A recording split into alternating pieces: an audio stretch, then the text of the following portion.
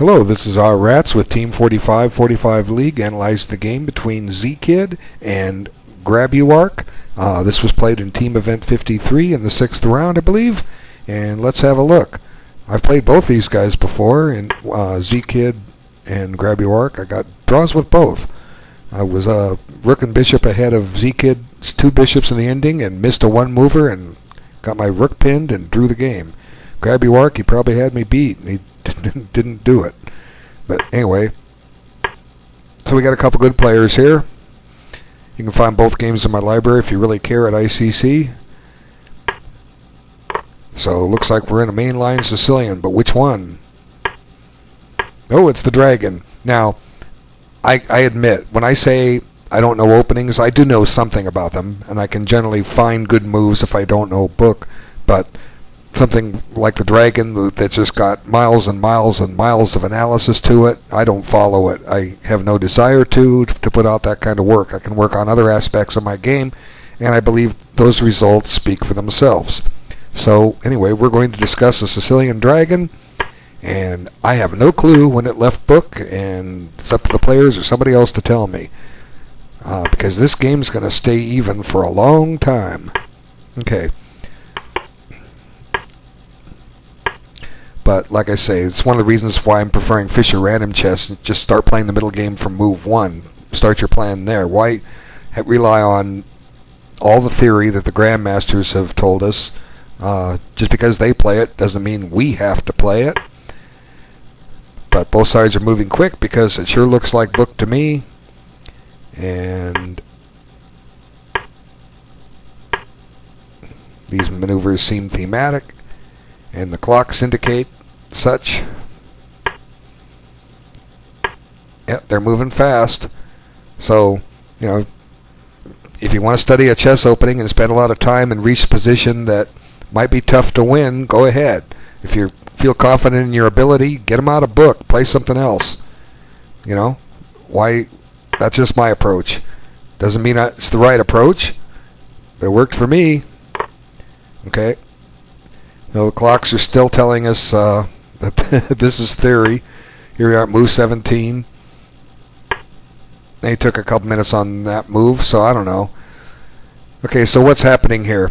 I'm sorry I didn't discuss all the ideas of the Dragon as I just ran through these moves, simply because I think anybody that knows anything about chess knows something about the Dragon. Black's supposed to attack on the queen side. White's supposed to attack on the king side. There was a famous game that Fischer played in the, 58 or 59 interzonal in Porteraz, where he beat Bent Larson and revolutionized the Dragon a lot, or the way to beat the Dragon. You can find that in his book, My 60 Memorable Games.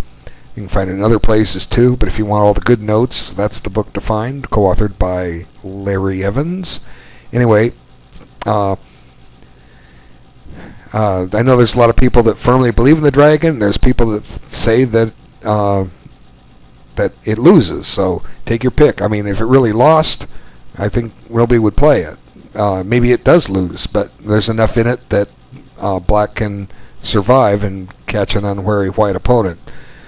But once again, I say it's just my approach to chess. You're playing chess. You're playing. To me, it's more enjoyable if you're playing something fresh, where you just basically know the ideas, than to sit here and play a position that could have been reached 50 or 100 times with different results. But then again, that's a way to score points, and that's how the top grandmasters score points. They tear apart the analysis that somebody's playing, and they find a hole in it, and then they save it, and eventually they play that other grandmaster, and then they surprise them with a new move. Yeah, look, a new move in this opening on move 48. Wow, how revolutionary. Well, how would you like to just play a new move on move 5 or move 8, and then win the game with your brain instead of off the position that somebody else gave? Like I say, this is my opinion. It worked for me. We're not grandmasters. We're not preparing for grandmasters.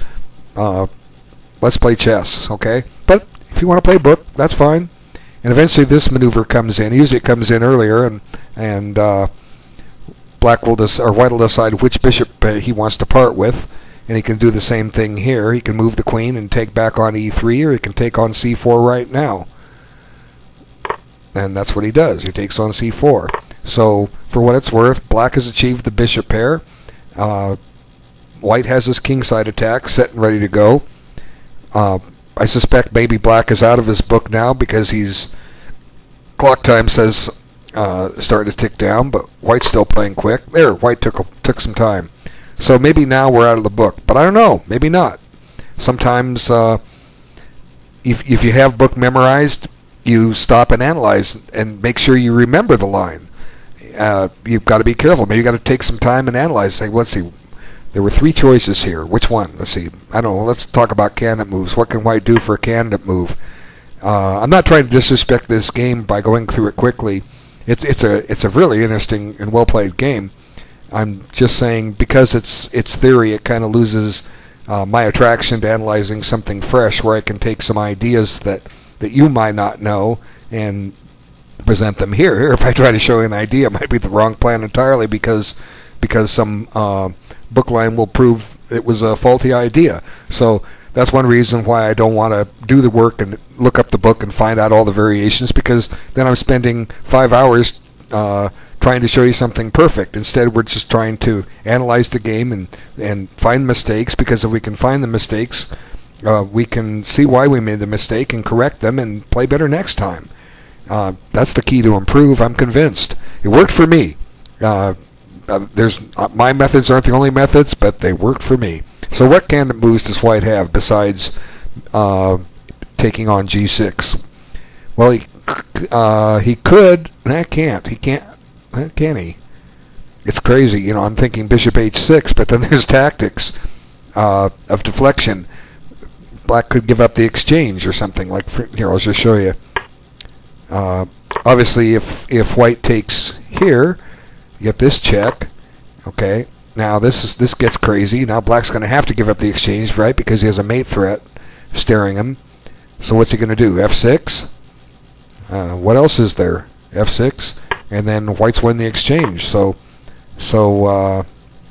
reverting back, bishop h6 may work. What's black going to do? I'm not saying it's the best move, but he can't do the tactic I showed you. He could try something else. He could do a different move order. Suppose he just abandons his attack and says, let's trade queens. Now, whoops. Black drops the exchange again, and black doesn't have a useful Zwischenzug here. So it's possible bishop h6 is a playable move here, but it'll be coming anyways. So were there any other candidate moves? You got to be careful in some of these positions. Rook to g1. Well, maybe that's okay. If the G file opens up, but who says black's going to be cooperative? I really don't see players playing G takes H, so let's just go on with the game. And this is smart, taking with the F pawn to give the king a little flight and breathing room.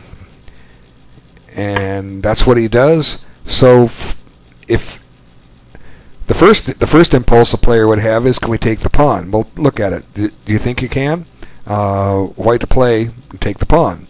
So let's take the pawn, and we'll let you pause the video. What does black do? Okay, we've resumed. What does black do here? Well, it looks like you might trap the queen with rook h8. What am I missing? Okay, what am I missing? Does white have any kind of potential danger here? Something shocking and surprising that leaves black in a bind after he takes the queen? He needs an aggressive move like knight e6, so that you have a pin on g7. Now you're hoping for bishop takes so you can take with the pawn and deflect the king away from the rook. Same time, there's not enough down here, but it seems like black survives this. Just swings his rook over, and white's giving up his queen for a rook. It doesn't seem to work, does it? Then, yeah, white has a nuisance check, and that's about it. So, okay. So white continues on, gives a check, and black goes back, and white goes back. And when I first looked through this, I was even wondering if this wasn't a book position and some grandmasters agree to a draw here. I don't know. I'm not going to find out. But white doesn't want to draw and plays b3. So what does black do? Queen c3. Now, I think, though, I didn't analyze it all the way out, but why not just put him to the test? He's offered a pawn, take it. Okay, make him prove something. How much time, first off, how much time did black spend on that move? Okay, b3. He spent 13 minutes on it. Okay, so obviously he did consider it. So black could probably tell reasons why. But when I was looking at it the first time, I couldn't really see an exact reason that white does. Although I'm sure white probably has some compensation for the pawn sacrifice simply because the black king is exposed for the moment. I'm not entirely sure what white has here. So sometimes the best defense is an offense, and taking a pawn is certainly offensive. So I don't see a glaring tactic that white has that black can't deal with. You know, certainly bishop h6 doesn't seem to be enough. I think the king can probably hop back to g8 here, and he's fine. Ooh, no, not fine. I'm thinking something else. Okay, rook h8. You could play rook h8, and I don't think this knight's enough. Well, you can get some tactics, but what else? Just decline the sacrifice. Don't take on f3. You might run into trouble. Queen g7 could be a problem, but we can cover that. Okay, now we chase the queen, and it comes back here, and we chase it again, and we take the knight. Okay, see, I can't see one movers. All right, so I don't know. I think queen d5 at least deserved a chance, but it's black's still okay. It's actually, so queen c3 is fine. Now it's got to go somewhere, so he comes back here. And now finally the thematic bishop h6 comes in, and black just says, if you take it, I'm going to defend my h7 pawn. And he gives a check. And black should be okay. I still believe black's okay here, but he's got to step carefully. His pieces are all coordinated here in the center. There was a game of Fischer's.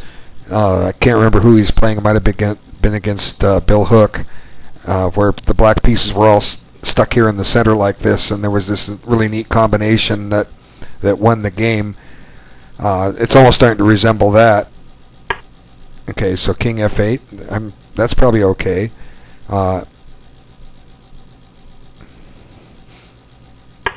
f4, and I think this is the losing move, and so white to play and do the best he can. Pause the video. Okay, to resume. It wasn't an easy one, and I just noticed something, that the way the clocks have been coming down. Let me just, I'll show this loser first, then we'll go back. Okay, did you find rook takes e7? If you did, great job. If you didn't, don't feel bad. It was complicated. Okay, let's just back up a little bit. Okay, so when did white start taking time? Yeah, he took it with b3. So white spent a long time deciding to sacrifice that pawn, and black took a long time deciding not to take it. And just an added note, sometimes we can't always take somebody at their word. Just because they offer the pawn doesn't mean it can't be taken. And the tactics have to be analyzed. And obviously white took some time considering it, and black did as well. And I'm just doing a quick video of this. I'm not the expert on this position. They are. I'm just here to enlighten you about what I see in the position. And so getting up to where we were, at least white was taking his time now. And fortunately, black was too, but black's using a little too much time. So what are the alternative moves? We have this annoying capture that did us in, what can we do otherwise? Well, we have to be careful. Bishop e8 just allows this knight check that's annoying. Maybe queen d8. It seems a little passive, but maybe that's what we have to play. And I'm not saying it's the best move, but let's just consider how does White improve his position here? Okay, well he can go after h7, or he can stick a knight on e6 and try to get something out of the if there's an exchange. Well, it has to be an exchange. Get something out of that ending because of the greater boardroom. But let's just take a look and give a general impression. Okay, what do we do against rook h3? Well, black can play king g8 here, I suppose, right? And now, if we want to continue the assault on h6, we have to do it this way, right? And then bring the queen back. But you know, does black have enough here? Or is he just getting tied down and playing defensive chess, where eventually white can crack through? f4 is loose for what it's worth. It doesn't have to stay like that. Could play f5. Okay, but that could be risky. But then again, maybe not, because black can't take too many times here. He's going to lose h7. Let's see. So if take with the pawn so that the knight has options. White's definitely better here and could squeeze a win out, I suppose.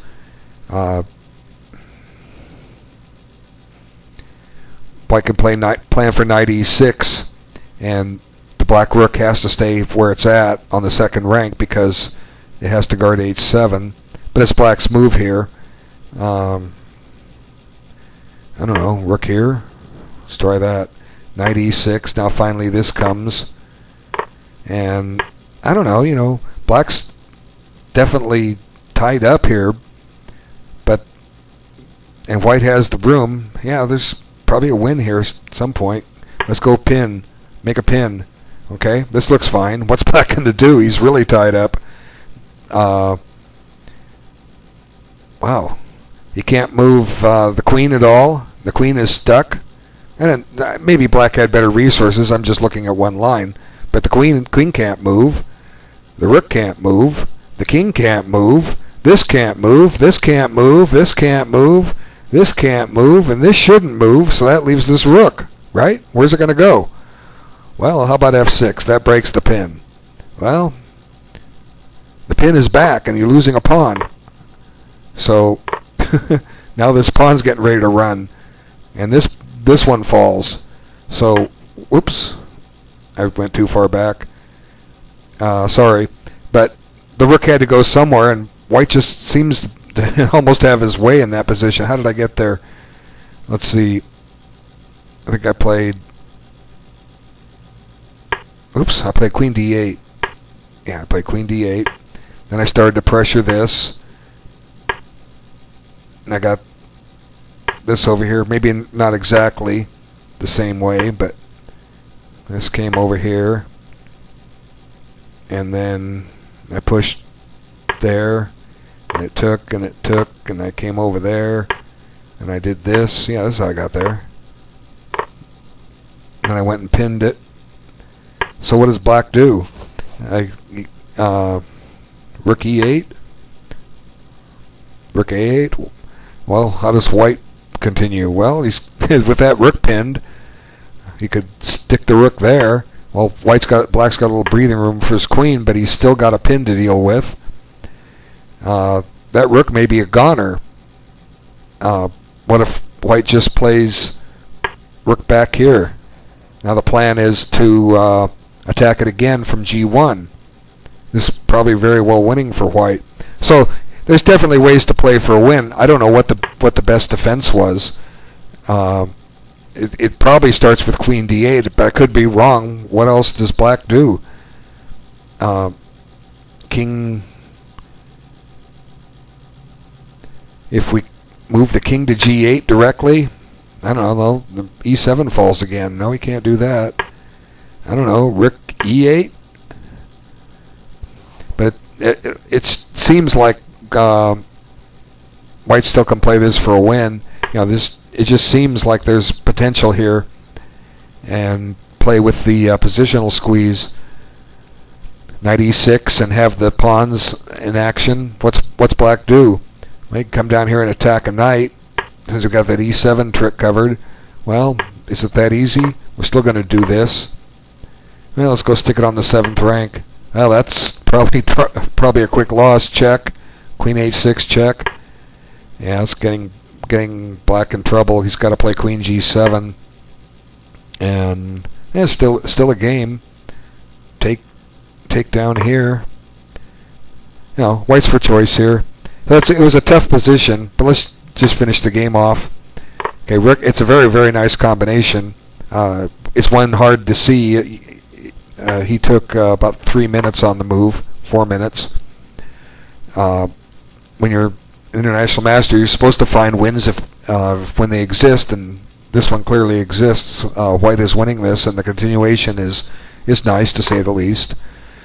Okay, so what's the follow-up? If when I had you pause the video and ask you to find it, what's the follow-up? Well, you have 2 checks available, right? Well, the one on f6 looks a little better.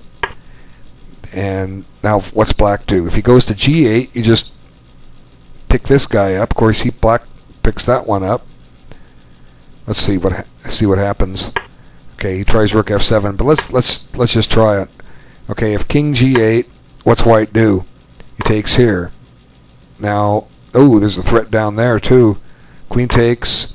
You pick this up, and then you pick this up, and you're on the rook. And it's interesting. What's black do here? His only hope is that white takes the rook off the back rank, and he can get a perpetual check. Queen d1 to d4, d1, and so forth, or queen g1 to d4 and back and forth. But he's got to deal with that rook. At least h8 is covered, but let's go ahead and try this. Like I said, I believe black has a draw here with queen d1 check, but white's certainly going to have better here than in this position. Well, to start, we can take this off. that ought to do it. Yeah, it certainly should do it. What's black going to do? If he plays king g8, g6 falls with check. If he plays king g7, we just go, well, we've won a pawn. We're 2 pawns up, actually. 3 pawns. 3 pawns ahead. I'm sure there's a win here. I don't need to say any more. Okay, so that's the problem with king g8. It just gave up too much. King here is a possibility, and that just runs into all kinds of trouble with this check.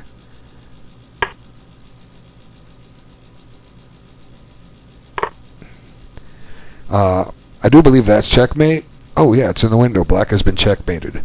Okay, so there aren't too many lines for white to have to analyze out to know that he's winning with rook takes e7. So now we have this check again. It's a slightly different than the other one. We're not taking on h7 with check, but we have this check, and that's a major pain. How does black get out of check? He has to throw his bishop in the way, right? There it is. But now the rook, ooh, go that way. Wow, okay. I was thinking most people would just automatically play rook takes e6 check, but I guess you have to stop and think here. Even after you take on e6, you're still down material. So the idea here is that, well, you'll see it. The idea with knight c6 is that oh, what did he take with the rook?